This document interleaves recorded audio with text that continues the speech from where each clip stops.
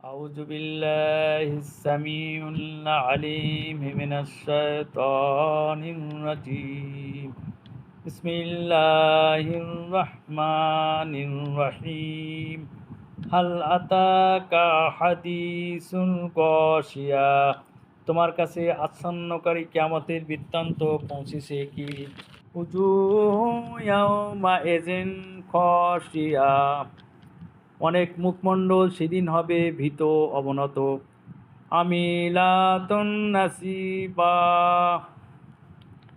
ক্লিষ্ট ক্লান্ত তাসলা নারান হামিয়া তারা জ্বলন্ত আগুনে প্রবেশ করবে তুসকা মিন আইনাইনিন আনিয়া তাদের ফুটন্ত পানির ঝর্ণা থেকে পান করানো হবে লাইসা লাহুম তাআমুন ইল্লা মিন দারি কাটাভরা ঝাড় ব্যতীত তাদের জন্য কোনো খাদ্য থাকবে না লা ইউসমিনু ওয়ালা ইউগনি মিন জুই এটা তাদের পুষ্ট করবে না, মোটা তাজা হবে না এবং ক্ষুধা নিবারণ করবে না।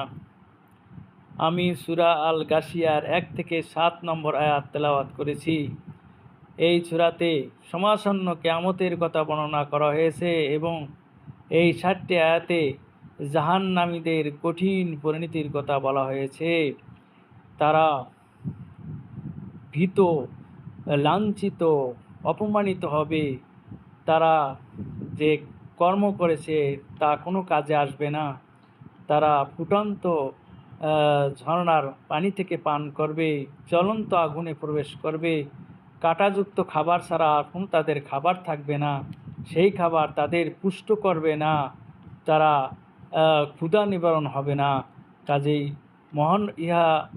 জাহান্নামীদের করুণ পরিণতি মহান রব্বুল আলামিন এই জাহান্নাম থেকে আমাদেরকে মুক্তি দান করুন। আমিন। আসসালামু আলাইকুম ওয়া রাহমাতুল্লাহ।